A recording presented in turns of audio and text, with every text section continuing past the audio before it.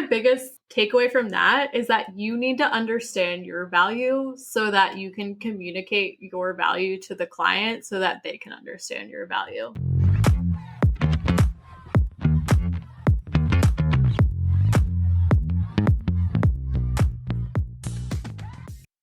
Hi, everybody. Welcome back to Keeping Up with the Calligraphers. I am Kat of Kat Lauren Calligraphy. And I am Alex of Signs of Our Lives. And we are here today. We are going to be talking about pricing, maybe a little bit differently than you have traditionally heard some of these conversations. But before we get into that, Alex, is there anything that you want to share? Anything big going on? Tell me what's happening in your life. Oh, such a great question. So today I got to engrave for San Diego Tourism Authority, which was so fun. I got to engrave some water bottles for the staff, and they were all so obsessed, and it was so fun. And that actually, I would actually like to plug that this came from me going to a networking event and meeting a couple people and connecting with them. And then they remembered me and they reached out. So I just want to say, network. What about you? I have not had any events yet. I couldn't remember if I did or not. I have not had any events yet, but I have been implementing a lot of our tips. Oh yeah. And I have booked so much travel, which I'm so excited about, but I'm like very anxious about just because I still need to like finish booking all of the things. But I'm very excited to share some of these things as they come up. And that my business is still taking me everywhere, and I got another international trip. So yeah, I'm very excited. I'm very excited I'm for excited you. to share more about that maybe on another podcast. Yeah, I'm very excited for you because I get to join you on some of the trips. So yes, stay tuned, everyone. We're going to have a blast. We are going to have a blast. But yeah, that is all I have to share today. But before we jump into it, I know we wanted to kind of come in with like a few disclaimers. So again, talking about pricing today and kind of coming from a couple different like mindsets or just like things that we want to establish. So I feel like the first thing that we wanted to establish is like, we are not like the authority like on any of these things. Like we cannot, should not, are not telling you what is right for you, your business, any of that.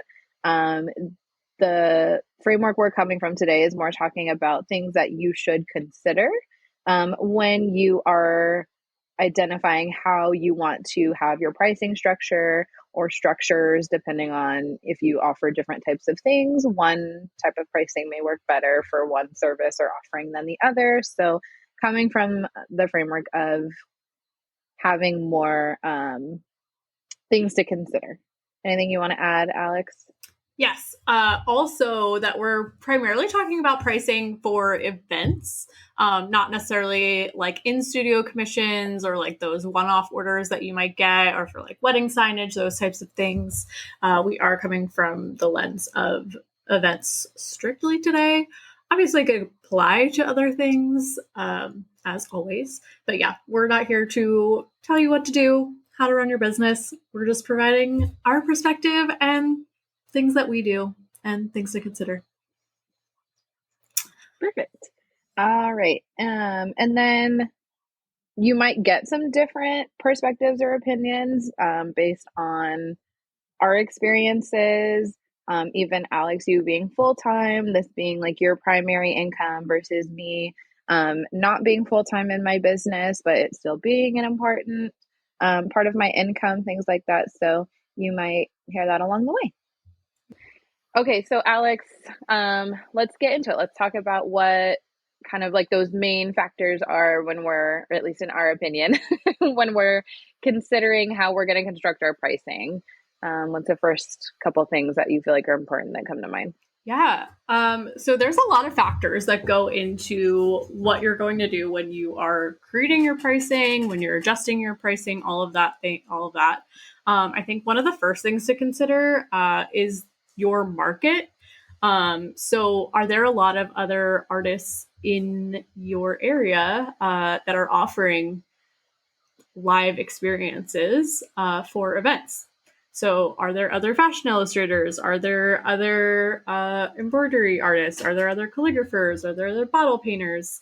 Things like that. Are there people that are doing what you do? And what are they charging? I know a lot of people don't necessarily willingly offer up that information. But Kat and I, we are very transparent with how we do those sort of things. So it is on our website. Um, and that's like one way you can kind of look to see like what are other people doing, do some market research. And Kat, like I know we've kind of talked about this before, but like what are kind of like the main reasons that you put your pricing on your website? Because I know I make my pricing available. Yeah. Yeah. I put my pricing a couple of reasons. One, the main thing is that I personally want people to filter themselves out. And I don't necessarily mean that in a way of like, I need people to know like how expensive my prices are. Like, that's not it. I am part time in my business, I have a career. So that is helpful to me if people can filter themselves out, because then I don't have to dedicate as much time emailing a lead that maybe isn't qualified. Does that potentially put me in a situation where I don't have the opportunity to, communicate my services to someone, or maybe answer some questions for someone that might be on the fence that I could, potentially convert into a lead? Yes. But that is the risk I take, and that works well for me and my business. And I just personally don't feel like lack of transparency in pricing helps anybody. It doesn't help my clients. It doesn't help um, other people in my industry. Yeah. I think it's really important that we are able to talk about it. If you're not comfortable, that's one thing, but when it turns into like a gatekeepy type of thing, I don't know. That's just like not my vibe. What Yeah. about you? No, I feel the exact same way. Like, I feel like transparent pricing has led me to be at the point where I'm at. I did it with wedding signage and I do it now, like with my event pricing. I would like people to go to my website and be able to see exactly what my rate is for the same reason. I mean, even though this is full time for me, I don't want, just like you said, like inquiries that are unfortunately like not a good fit. I want people to be able to know my price and know what they should expect. I think Brene Brown said, clarity is kindness. And that's something that we practice in our household and we practice it in our businesses as well. So I think being clear with people and providing that expectations for clients or potential clients is always really helpful. And it could give someone to like have something to aim for. So while they might not be able to afford us right now, they could say, okay, well, I'm going to budget and I'm going to keep this person in mind for next time. Um, Right. so Like, it might not work for this event, the budget we have already approved for this event, but now that I know your pricing and I really want you to come back for this next event, I can make sure that that is included in the budget before it's approved, kind of thing. exactly. And I've had that happen many a time. So I think, Same. sometimes money can be so taboo. It's hard. But again, I think when you're clear with people and you set expectations, that helps everybody in the long run. Hmm. So again, you And might not be able to find other artists that are putting it on their website, but hopefully you know some people, even like around your general area that might be able to you might be able to like look up either on Google or Instagram, and kind of figure out I that market rate. Yeah, I think we've mentioned it before. So Nibtique, if you're not familiar, if you're a calligrapher, bottle painter, kind of in that sphere, um, I want to say if people are on that directory, you might be able to search through like your local area. I would say a good amount of people on that website do post their pricing. So if you're not able to find it from like a straight Google search, or you don't feel comfortable sending a DM, because that could definitely be depending like on how that communication goes, that is a potential resource that you might be able to use to kind of do that market research. And I think too, like the point of this episode is one, to have more transparent conversations about pricing. So that way you have kind of a framework, a justification, and you're not kind of just like blindly copying somebody else's prices. So I think the intent of the market research isn't to find out like what is everybody charging in my area. Okay, I'm going to charge the same thing, right? Yeah. Like it is, because that also kind of gives you imposter syndrome sometimes of like, oh, I like when you're trying to have that conversation with a client, it makes it very difficult to justify your services because you aren't able to kind of explain why you arrived at that number. So the idea of doing that market research is to make sure you are falling within a competitive rate that matches some of these other considerations that we're going to talk about. Yeah, and I think something to note is that it's going to change based off of your location. So, for instance, like Kat and I are located in a very like high volume area in regards to events, parties, things that are happening, brands promoting their products, their We're in services. Southern California. We're in Southern where California. all of these brands are. Exactly. All these brands are, all these award shows are, like all the influencers are. Yeah.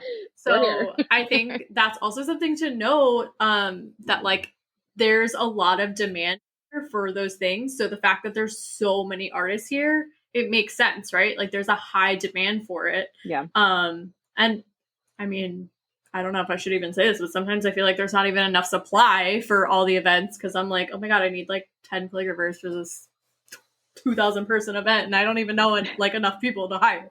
But yeah, right. So I think like that compared to, for instance, like the middle of the US where there might not be like a high volume of events happening and things going on necessarily, it's going to be a little bit different. Yeah, I mean, cost of living for sure and how that factors in, like what the standard is, again, like in your area, are people in your area hiring again for this type of service or something like that? But on the flip side of that, are you the only person in your area that offers this type of a service, right? So all of those things may change what you are pricing at, either up or down. So again, using this framework to consider what is going to make sense for you and your business and where you're physically located at, but also kind of transitioning into the next piece, like where you are at skill wise. So I would say like the next big thing to factor in terms of pricing and all of that would be obviously your experience within the skills and services that you are promoting. Yeah, so sorry, I mean, Cody's moving around. No worries. So great question for you. Do you charge the same now as you did when you started? Hell no. Yeah, I'm pretty sure my first event, which was painting shoes, I used air quotes for that because I was using paint pens that I bought on my way from Michael's, and I was the most uncomfortable with it. And I'm pretty sure I charged like $100 an hour, and I felt like I was just like crawling in my skin. Like I was like, I've literally never done this before. Like that is unreal amount of money. But it was still a justified amount. So that was back in like maybe 2018. I want to say that was like the end of 2018, moving into 2019. So that was like 5-6 years ago at this point. You and I connected in 2019. Okay, yeah. So 2019. It was late 2019 then. But yeah, so 5 years ago, I think is that math. My math is math in there. But I think it was justified because I was still providing kind of like that luxury service, that kind of, what was that word that I used? Premium. That's what it was. I'm providing a premium service. But it was literally like my first event, my first couple events. Like I was not in a position to be able to troubleshoot. I had not had experience with kind of like crowd control, even like taking orders, Mm-hmm. anything like that. So I feel like that was justified based on my skill level at the time, but also my level of experience with actually like The running a live workflow. event. Yeah. Yeah. Like my client experience at that point, like there was none. Like they were fully dictating that experience with me. Like, there was no CRM. I'm pretty sure I sent out like a PDF contract. Like, kudos the fact that I even had a contract. Like, any of those things. So it just like, it was different. It was very different than what I am able to offer now, the value that I'm able to bring now. And I imagine that's probably the same for you. Oh my gosh. Yeah. I would say like my first few events, like I took I took so long to do every single piece of Yes. anything. Like I think it took me like a solid like 10 to 15 minutes per bottle that I was engraving, like a few words. I was like, hold on, I'm going to do every single downstroke. I'm going to probably use the wrong burr and I'm not going to change it for 5 events. I am going to like forget that I left my paintbrushes, at home and I don't have the correct size or the correct style of paintbrush that I need or like whatever it might be. So Yeah. absolutely the same was not providing that client experience that I am now, where I know exactly what tools to bring, exactly how to communicate expectations to the client, how to book a client, all of those things, as well as like the on-site client experience, right? Like when you're interacting with customers, people that are like either buying something or people that are like at an event where people are getting stuff for free, like having those interactions as well and like dealing with that sort of like workflow. So I think, absolutely not the same person that I was 4 or 5 years ago when I first started doing any sort of events. So for any client who might be listening to this, I am a totally new person now. So but also like shout out to the first clients that like even put their faith in us at all, that were like, yeah, you could do it, this is great. Shout out to everyone's first client. They are Also all the that, real MVPs. like genuinely, oh gosh, that's so humbling to look back at that stuff. Oh yeah, very Yeah, humbling, very I humbling. agree. But yeah, I think going back to like experience, right? Like, what is your experience, and not just years necessarily, like in whatever your chosen art medium is that you are providing as your on-site service. So again, if that's painting, calligraphy, engraving, whatever that is, like you have spent time like perfecting your craft. You hopefully, as you continue to grow your business, are continuing to build on your skills, adding, new complementary types of things, whatever else. So all of that should be factored in. So maybe if you're earlier on in your skill set, you're still, you've got one good solid offering, that is reflected in your pricing. Maybe you have 5 or 6 really well established skills, that you're able to kind of shift between and offer. That's going to affect your pricing differently. But I think across the board, either way, like it to justify again, like the amount per hour might sound outrageous, right? Like people are paying you not for the time it takes you to complete something on site, but for the years or whatever it is, months time that you have put in to perfect your skill to that level to be able to execute your art at a live event. So So what is it? The so they can be Picasso like, quote? Is yeah, that what it I is? like it, it's art, Picasso. Amazing. Not the Picasso quote I'm going for, but I'm going to leave that in because I prefer that. Are you sure? I feel like that was a famous quote by Picasso. I like it. That's it. That's the one. I'm leaving it in. No one can disprove it. I'm sure he did say it. Absolutely. For anyone who doesn't know what the fuck we're talking about, because someone did DM us today that was like, I relate to Kat being a geriatric millennial. I was like, I am cackling at this right now because they like were talking about how they That's are not on amazing. TikTok. For anyone who doesn't know, it was a TikTok sound. For y'all geriatric people, that's what that's from. So I guess we should get Perfect. back to our points. I don't know, the thing that you came on here to listen to us about, not Yes. TikTok. Some other things that are some factors when you are creating your prices. We're not getting paid for like back end stuff in our business, right? But those are all like necessary things. And that all should be factored into your hourly pricing, or however you do your pricing. We'll kind of go into that in a little bit. For us, it's typically hourly. So that is the perspective. Wow, that is the perspective that I'm coming from, or we are coming from. But again, cost of doing business, right? So, website, um, your client management system, if you have one, contracts, if you've purchased one, or you have purchased time from a lawyer to, draft one for you. Those darn like pesky taxes that we have to pay, right? Like the time that you are going back and forth with communicating with clients, like all of those things are cost of running a business, cost of running a good client experience, right? But that's not anything that we're going to get directly paid for. Yeah. And I think like one good example of that, I love to make this analogy, is that because I buy lattes pretty frequently, a couple times a week, maybe a little bit more. I don't know, depending on the week. I'm a treat yourself girly for anyone who doesn't already know this. So now you know.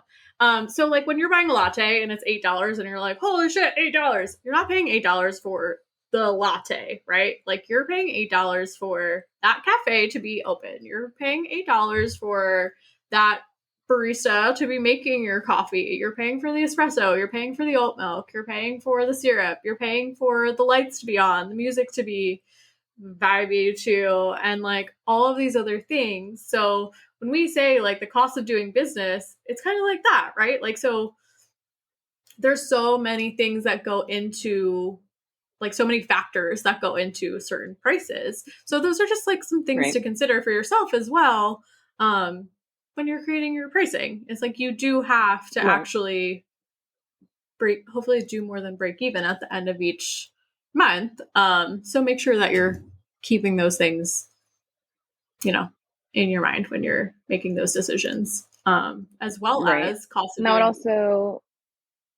doing business. Yeah, no, I was gonna say, as well as like the supplies, like that also counts as like cost of doing business. So for instance, like you might buy like one thing of paint for the day because like they want a specific color blue, and then a few paintbrushes, and then you're up to $35 at whatever your local art supply store is, and then you charge a certain amount. That's like way more than just your like that should be one factor in terms of like your cost of doing business. Like you have supplies that you need to be buying, you have business cards, you have signage, you have things that like the gas it took to get there, things like that, that are also things that you should absolutely be considering, so that you are actually profiting from all of the work that you're doing, all of the hard work that you're doing. Yeah. I still forget to like include supplies half the time and things like that. And then I will be like, dang, I'm out of this silver Sharpie, this paint pen that I need for this. I thought I already had it, right? Like I've done that many a times. Yeah. I was gonna say so I am not very good at remembering that, but no, my hourly rate does cover that because I know that about myself, and I'm not gonna remember to charge it to each event. I was gonna say, and literally to be honest, same. I was gonna say, I think too, like you can absolutely do it like that. Again, we're gonna go into kind of like structuring pricing a little bit later, but in my experience, clients don't respond as well when they see every little single material listed out. I just fold that all into the pricing. I say, this is my pricing for this event. This is my hourly rate. Again, supplies are included in that already for me. All they're saying is an hourly rate. And then depending on where it's located, any associated travel fees. And yet again, even with a travel fee, I'm not breaking that down like mileage, and then also valet, and then also that like I'm giving them one round number, and that seems like Yeah, I think it works out way better almost every time. If they ask, I can itemize it out, but it does not seem to bode well for me yeah, no, I when I think do it like the other way. taking the guesswork out of it for people is very appropriate. And I think that's such a good point because I would do the same thing with signage. It'd be like, this by this is going to cost this. And that way, like, I'm not Right. literally calculating every single inch, all the paint colors, all the markers I got to buy, all that shit. Like, just make it simple for people. It's the same thing with the website clicks that Yeah, you were that's talking a about. me Like, problem. That doesn't need to be my client's problem. Like all exactly. of those things. Like they are paying me for my expertise to like Mm-hmm. know what is to be correct. Like I don't need to burden them with that information. Yeah. So yeah, speaking of, we do charge a travel rate. But before we charge a travel rate, we also have minimums. Yeah, so this kind of moves us into like those are kind of the main things for setting your pricing or getting a rough idea of your pricing. So there are a couple different ways I think you could structure it. I'm sure there is more than what we're going to mention here. Please DM us and let us know if you operate your business a little bit differently than what we might talk about, because I'm always so interested to learn other ways. Again, we are not the end all be all of this information. So I would love to see how other artists might be doing things. But yeah, so I think the first things first for us both was setting minimums. And I say minimums plural because I think both of us have, well, I guess no, we probably both do the same thing. We both have minimum, I think, hourly rates, Mm-hmm. but I personally don't implement. Like the number of I guess I hours. technically do. Yeah, like Yeah. a minimum Yeah, hour I think of there's like, okay, so there's per many event. different, like, maybe back up a second. So there's many different ways to Yeah. structure your pricing. So some people structure, like, I've known people to structure it hourly, or have like a day rate, have a half day rate. Don't ask me what either of those things mean because I don't actually fully understand that. I think the full day is like 8 or more hours, or it's And like then a eight half day is hours. Half what? day tends to be four. Okay. So I Four. guess that's like another way where you can kind of take the guesswork out of it for your clients instead of charging like I do this X per hour. It's just like, okay, if you were hiring me for 3 to 4 hours, it's gonna be $1,000 or whatever it might be. Something like Yeah. that. I think it depends on your offering, right? So, like, Mm-hmm. we tend to be hired hourly, but for example, maybe a live wedding painter where you're doing like a not individual portraits of guests, but like you're doing the one portrait of the bride Oh and my gosh. groom at their ceremony, for example, something like that, you might do a day rate or an event rate. You're not Mm-hmm. saying per hour, because I know a lot of them also take it home after, whatever else. So Mm-hmm. That's a I good think point. how your art functions on site may dictate what makes the most sense for your pricing. So again, we're coming from hourly because that typically works for us in the services we offer. Yeah, that's such a good point. Oh my gosh, that gave me so much anxiety when you were like the one portrait at the wedding. Because I've seen Sorry. those. No. I've seen those and I'm like, oh my gosh, can you imagine? Like you I just have like know. a These the wildly talented photo. folk. Yeah. Oh my gosh, props to you if you're doing that. But yeah, so Kat and I set like a minimum price per hour, like X amount per hour. And then there are a lot of other artists that have like a minimum amount of hours. So for instance, I have a minimum of 3 hours. Do I waive it a lot of the time? Yes, but only for local events and only Yeah. for certain people.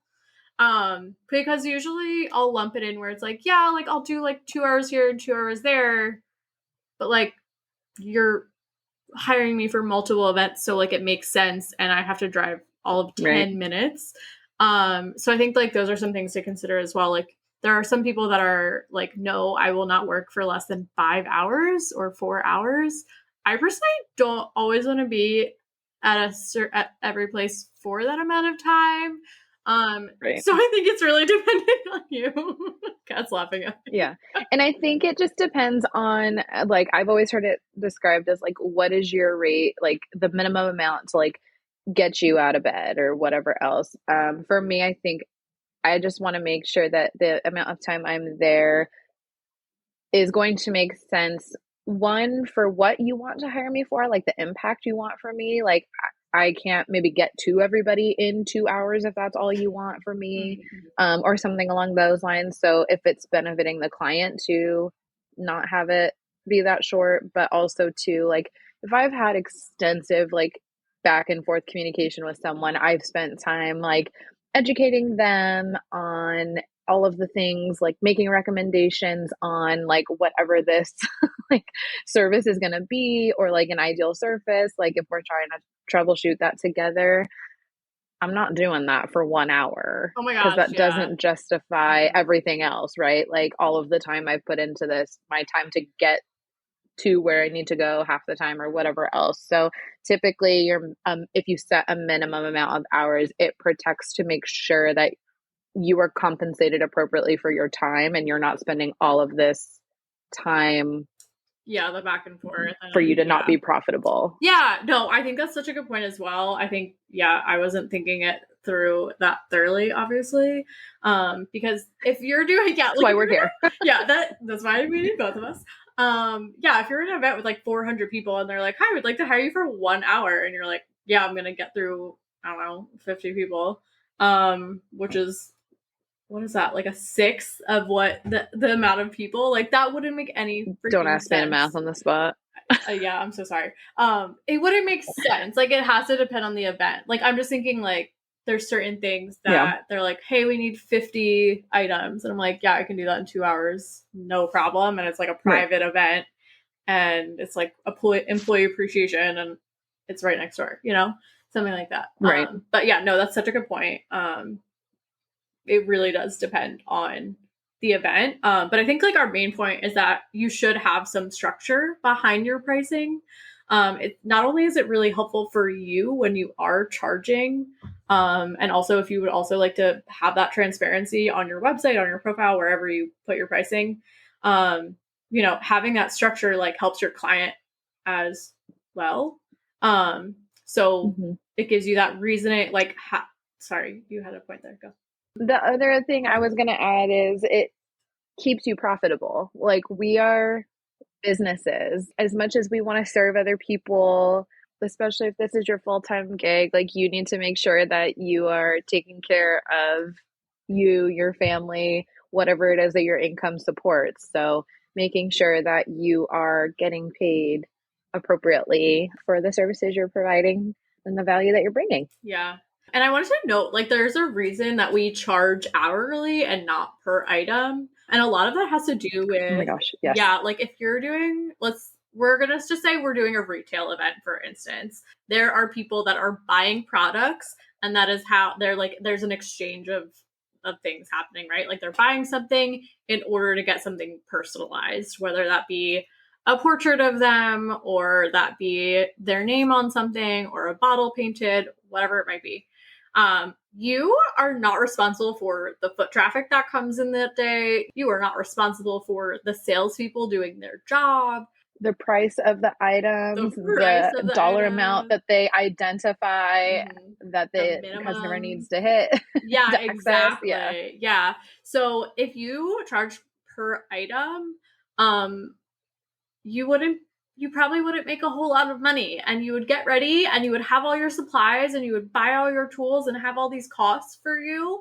And then you would go to your location and sit there, and there might be one person in 3 hours that might buy something. And guess what? Like, you need to be paid for your time because you were there to be ready to be personalizing things or painting things or whatever it might be on the spot. And so you are being paid for your time to be physically there, available, doing the thing. Otherwise, it would be an in-studio commission, right? Like, and that's totally different. Right. So yeah. And I mean, I've had events, and I know you're probably the same way. I'm pretty sure like one item, and I'm pretty sure it was an employee like purchased something for like a mom's birthday or something. Like I've literally had a retail event that for whatever reason, everyone was like flabbergasted, which it was just dead. Like there was not, and it was not because I was Yeah. not a stellar artist. Like it had nothing to do with the salespeople not being great salespeople. Like Hmm. truly, it was just like a ghost town that day Yeah. for whatever reason. And I literally engraved one thing, and it was an employee bought something for their Mhm. mom, Yeah. And we've all and been also a there. test bottle. Yeah, and I've had events that were jam packed. The 4 hours I was there back to back to back to back, not even barely getting a chance to look up. Hmm. Right, like that's just the roll of the dice. Most of these brands, because our services, the ones that we offer specifically, have been around again for about 5 years. Some of them are still newer, right? But they have a general idea of like it fully depends on the foot traffic. The idea is that they're trying to bring us in to bring in more foot traffic. So, Hmm. yes, thank you Yeah. for providing that input about why we do hourly Yeah. rates versus Yeah. You're not responsible for that as an artist. Like you're there to provide your service and be ready to provide it. And I think like another like sometimes people will be great at promoting for events and yeah, same. Like I have literally I think that's probably why we connected so much is because we would literally just like text during there were certain retail events where we were both working at the same time, like both sitting in a retail space and nothing is happening and we're like sometimes the people didn't even know we were coming. So LOL to that. Like poor yeah, planning and at least 50% of the time. that's like poor planning on like I don't that wasn't even us. That was like higher ups like going up and up and up the Yeah, chain of like people who like didn't communicate to the actual people like employees that were working that day so that they couldn't even communicate with their clients that would come in to clients, be yeah. getting this service. So things like that, you know. So that's also normal. So for anyone who's sat in an event where literally nothing happened for 3 to 5 hours, yep, you can listen to our It's podcast. not you, it's them. Yeah, literally. It's not you, it's them. Yeah. And like, you know, I always do my best. Like I personally like promote my events either on Instagram or like through my newsletter, things like that. But, you know, promotion. When they're able to, because I know a lot Yeah. of times it might be a private event or Yeah, invite only or something like that. absolutely. Yeah, so I think like those are some things that are definitely like absolute factors of why we charge hourly, why we have minimums for what we do and all the things that we do consider when we are creating our rate. And shout out to Jody from Someday Art Co. She's one of our faves. I remember like a few years ago, I screenshotted this and I actually saved it and it's like it like sits in my head rent free. You're welcome. It's Um also, I'm pretty sure, on my it's somewhere saved in my Instagram too. it was a really good story. But It yeah, was. so like she basically shared on her Instagram, like, listen, $100 an hour, $200 an hour, it sounds absolutely insane. If you think of like the costs of like minimum wage these days, or just like the average employee in the US, that would be insane, right? Like that's not what it not insane. I'm sure plenty of people make that. Not the average person, right? And it does sound pretty wild. And it sounds like a lot of money, but guess what? We are A, not doing this 40 hours a week. And B, we are including all of these costs that we just listed. And C, we are a literal marketing tool for brands. So the money that they're investing into marketing is us, the artist. We are sitting there to promote their brand. And we are like an ad campaign almost, or a commercial. So like they are investing in that for that client customer experience. And those dollars go really far when they are hiring us. So that is why the price is so much. So thank you, Jody, for providing that pro insight to us, for all of us Yes. that were kind of like starting out in events, or like kind of in the thick of it, because sometimes it is hard to like justify like why the hell is this so much, and that is why you are a literal marketing Yeah. tool.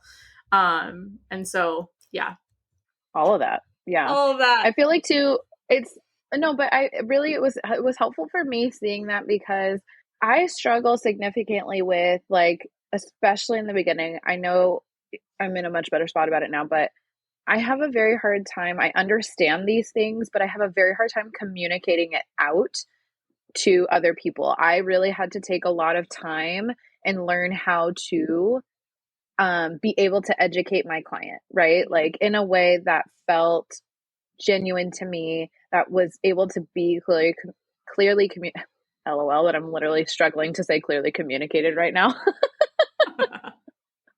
But in a way that was clearly communicated to the client, right? In a way that they were going to understand and still buy in on that. So I really appreciate when people share that type of insight, especially Jody, just phrasing it that way. I was just like, oh my gosh, yes, like that is it. So it was very helpful for me to hear other people talk about it. One, just to validate it, but two, to help give me some language that I was able to then use to educate my clients. So the biggest shout out to Jody. Yeah.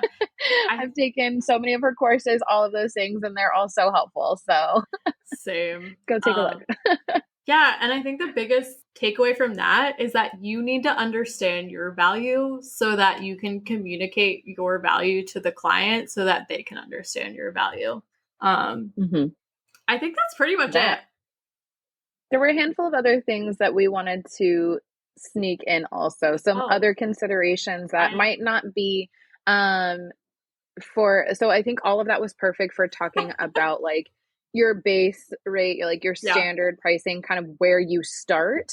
And then there might be certain events that have other variables to them that might affect your pricing for that event. So you'll also notice if you look at the pricing on our website, that we might say start like, well, I don't know about yours. I don't remember yours, but mine, I think say starting at whatever the hourly rate I have on there is. I don't know what I've updated it yet. I don't know what mine says. Why are you asking I need to update me my these website, hard everybody. questions? It's the beginning of January 2024. Everybody update your websites. But that's the wording I believe I used, is like starting at this dollar amount, because there are times that the nature of the event or something might dictate a different pricing. So the one thing for me, because I don't do this other thing that is on our agenda here, one thing for me that comes up a lot that affects my pricing is last minute bookings. Being near LA, if you're not experiencing this in events, maybe if you're newer to events, we tend to be the last piece of the puzzle for a lot of these budgets. So you're getting reached out to, maybe a month is like phenomenal, ideal. Realistically, it tends to be like 2-3 weeks out. Sometimes I'm getting reached out to like the week of or like a couple days before, and they're like, hey, last minute, we need somebody, whatever else. Like if I've got to drop other things, or if I have maybe studio work or something like that I'm going to have to put aside for this, that I might increase my hourly rate because it's a last minute booking or whatever else. But if I don't have something else going on, I'm not setting anything else aside, that I am now bumping this person up priority. Just because they're asking me last minute, I'm not taking advantage of that situation. Like I'm just going to charge them my flat hourly rate for that. Right. So that is something that I come across. The other thing is travel fees. So I, especially recently, have been hired to do a lot of travel for these events. So pretty consistently, like I'm charging for mileage and gas, just because especially for a while there, gas was like outrageous in Southern California. And it was crazy. So I'm including that for anything outside of like a certain radius in my area that I've identified. I want to say it was like 50 miles or something. I don't recall, but charging that. I was gonna say, if it's somewhere in downtown LA, for me, I'm charging for parking, because parking is not free anywhere in LA. They will literally charge you to park at a Ross. Like it's not it's not free. So that is something else that I'm folding in for things that are like farther, obviously, like travel, like airplane, like my ticket, any accommodations if it's something that I need to be there overnight, but also like per diem and meals. Like it's a business trip.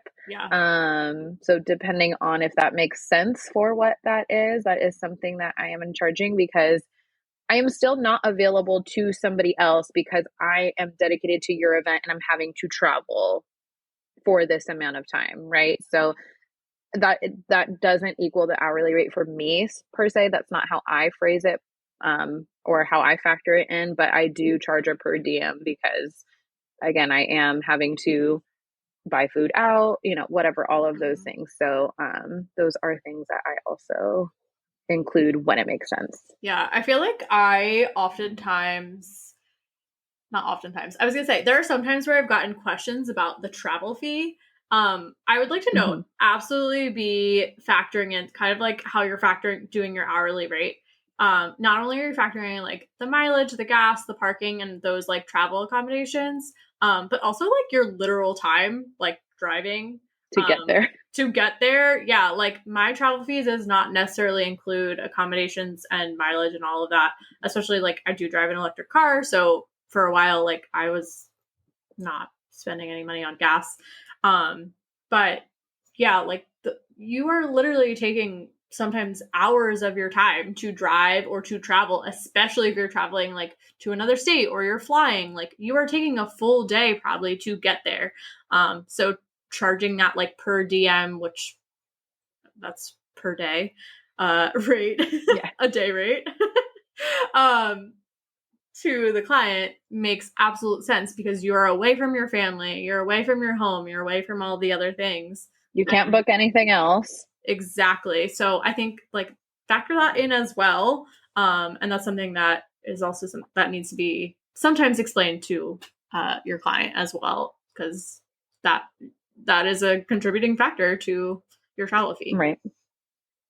And that might be something that in a negotiation that you bend on, right? Like I'm not willing to to bend on flights or whatever else. I'll waive a per diem if it's something that you're really interested in and you're trying to be a good partner and kind of be within a budget for something that you're highly motivated to book, right? So that is, again, not, you don't have to do that every single time. It's just something that I haven't heard anybody ever talk about. So we wanted to bring that up here. Yeah, awesome. And then depending on the event, this is obviously for very specific events, but when it gets to be like 200 plus person event, or like depending on the type of material, for instance, painting takes a lot longer than engraving. So when the client wants a lot of people to receive the personalization, or there's, depending on the type of surface that you're working on or the type of medium that you're using, you might have to bring in other artists, making sure that you're knowing what their rate is as well. Again, it always kind of comes down to client education. So yeah, I think those are also Yeah. things that you can consider. Yeah, I think that's also a tool you can use. For example, if they're like, no, we only have 2 hours because of the way this event is Mm-hmm. flowing, because someone's going to give a speech at a certain time or whatever else, but I need you to get through 100 people. Like, okay, well, if you only have 2 hours, I'm going to have to bring in a second artist to fulfill what it is that you're looking for in the time that you're looking for. But yeah, obviously, that person, is going to have potentially their own hourly rate, or maybe you have that budget identified and then you find somebody that fits in with that hourly rate. So, depending on which end you're at, I think that could go either way. Kat here with the great points. Also, something that I have yet to do that I really need to work on doing. So far, I've just solicited my partner for free labor, and my sister and friends. Um, but having like an assistant can also help. So I I have done that. personally have yet to like find someone to be able to help me. If you're one of those people and you are local to San Diego, please let me know if you'd like to work for an assistant rate. I will, please, yes, thank you. I will add you in, because some events are like they're so close to needing another artist, but they're not. It's like I literally just need someone to like put the foil on the luggage tag so that I can foil it and not worry about like taking orders, putting it on Right. and off, doing the Or tape, blah somebody blah that is blah. explaining it. Yeah. Yeah, someone that can explain the process to the next person in line Mhm. while you're sitting there customizing or whatever else, because that does take time to say, like, hi, this is what I'm offering. This is how it works. These are the options. Now you're going to stand here and think about what you want to be personalized. And I'm going to sit here and smile at you while you wait. And then you're going to ask me for suggestions, right? Like that could be like a 3 minute exchange, right? Where you could continue to be working if an assistant was able to be there and kind of provide that explanation or whatever else. Yeah. So I definitely use that. I also solicited my sister. I did include her in my rate. Oh, But I so did bring kind my of you. sister with me to Paris to help with that kind of stuff. Should have brought me, but it's fine. We won't talk about that. Next time. No, Next time. very rude of you. If there's a next time. And on that note, I think that's it. take us Was there anything out. else that we missed? In terms of where to find us, if you are somehow stumbling upon this podcast and not through our Instagram or someone told you, you can find us on Instagram at Keeping Up with the Calligs, short for Calligraphers, but that name is not available. Submit your stories, your feedback, things you want to hear more about. Respond to what we're talking about. That's pretty much where we're talking to everyone, and we absolutely love hearing from you. It makes our day all the time. Leave us a review on Apple or Spotify if you're listening to this and you find it helpful and you're like, wow, 10 out of 10 or 5 out of 5, I guess.